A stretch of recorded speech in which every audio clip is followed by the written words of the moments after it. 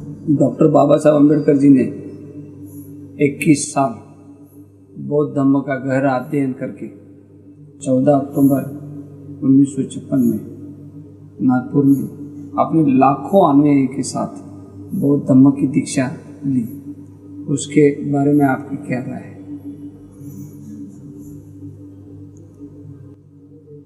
बहुत महत्वपूर्ण काम किया, ऐतिहासिक काम किया।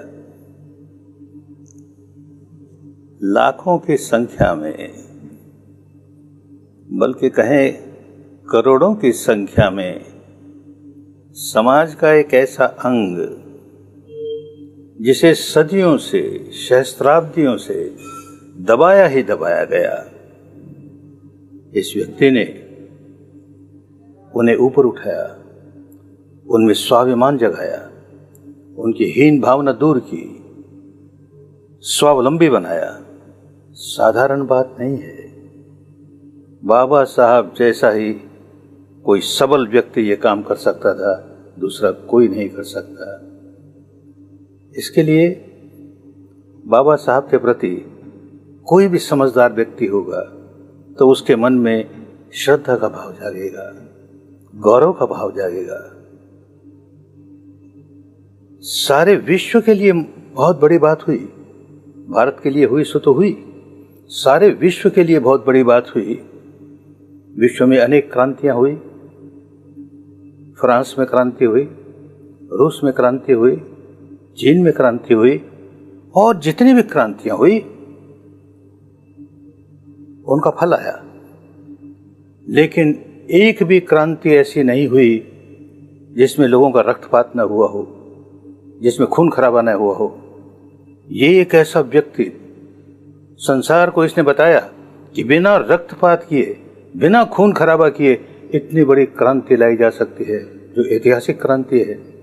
और जितनी क्रांतियां हुई उससे ऊंची क्रांति है, कम नहीं है। लेकिन एक बूंद भी खून की इस क्रांति में नहीं भई। ये उनकी महानता है। कितनी शांतिपूर्ण ढंग से उन्होंने एक क्रांति पैदा की। भारत सरकार ने उनका सम्मान किया, उनको भारत रत्न की उपाधि दी।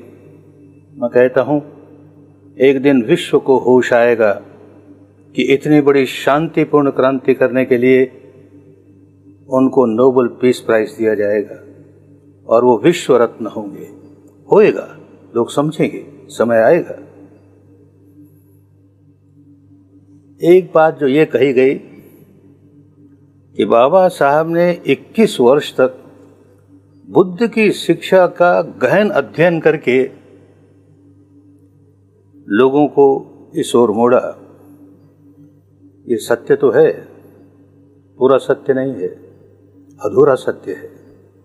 बाबा साहब जैसा मेधावी व्यक्ति, अध्ययनशील व्यक्ति, भारत का कोई दूसरा राजनेता इस पीढ़ी का, पिछली पीढ़ी का, उनके जितना शिक्षित नहीं, एक भी नहीं हुआ। तो उनकी ये विशेषता है, वो केवल बुद्ध की शिक्षा का ही गहन अध्ययन करके नहीं रह गए। उन्होंने भारत की और भारत के बाहर की धर्म के नाम पर जितने संप्रदाय थे, उनकी सबकी शिक्षाओं का गहन अध्ययन किया, विस्तृत अध्ययन किया, और फिर अपनी पैनी तुलनात्मक दृष्टि से देखा, यही सबसे अच्छा है। बुद्ध की शिक्षा ही सर्वोपरि है, यही सर्वश्रेष्ठ है। तब चुनाव किया। केवल एक इसी का अध्ययन करके चुनाव कैद कर दिया, ऐसा नहीं। अनेकों का अध्ययन करके फिर निर्णय किया कि यही रास्ता सबके लिए सबसे अच्छा है।